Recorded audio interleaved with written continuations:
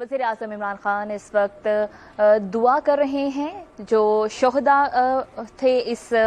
سانحے کے، اور وزیر اعظم عمران خان نے اچھا جی، بسم اللہ الرحمن الرحیم۔ پہلے تو میں پہلے بھی آیا ہوں، اپنی ہزارہ کی جو پاکستانی کمیونٹی ہے ان کے آپ کے پاس پہلے آ چکا ہوں،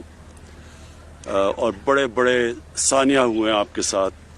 اور مجھے اتنا بھی پتہ ہے کہ جب وار آن ٹیرر جب زیادہ پاکستان میں دہشت گردی بہت زیادہ تھی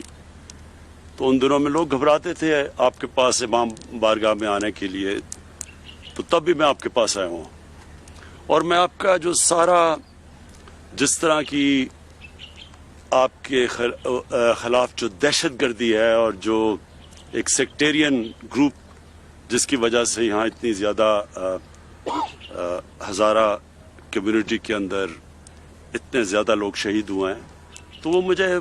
پورا آ گیا، اور مجھے یاد ہے میں نے جب ایک سیکٹیرین گروپ کا نام لے کے پچھلی باری ان کی جب مذمت کی تو انہوں نے مجھے دھمکیاں دی۔ جو میں آپ کو چیز بتانا چاہتا ہوں وہ یہ کہ پہلے تو میں آپ کا سارا ایشو سمجھتا ہوں،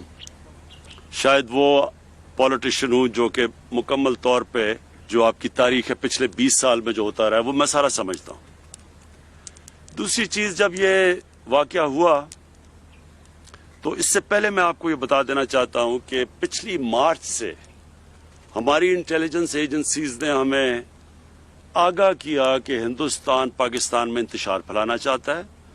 اور اس انتشار میں خاص طور پہ شیعہ کے عالم اور سنی عالم کو ان کی قتل کر کے تو ایک سارے ملک میں کمیونٹیز کے بیچ میں انتشار پھیلانا چاہتا ہے۔ تو میں نے یہ کیبنٹ میں سب سے پہلے بتایا، پھر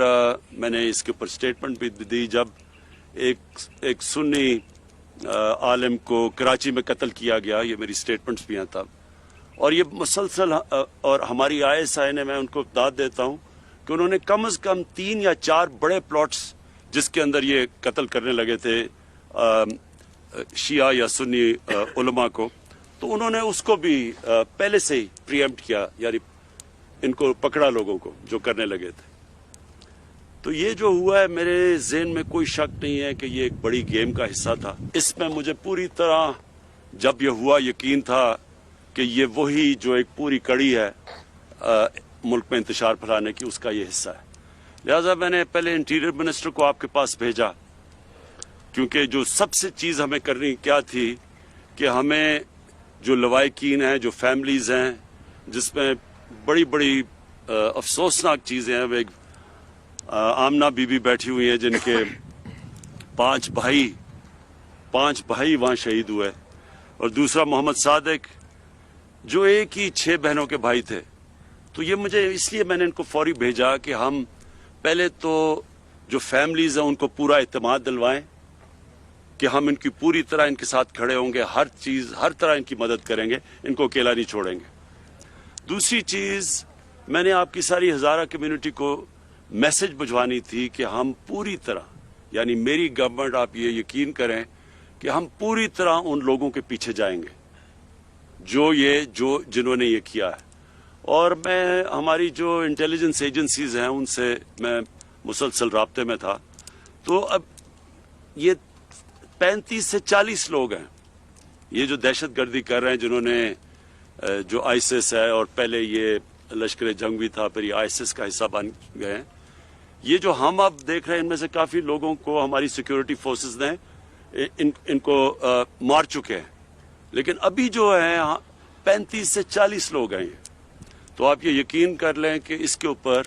ہمارا پورا پروگرام بنا ہوا ہے، سیکیورٹی فورسز کا ایک سیل بن رہا ہے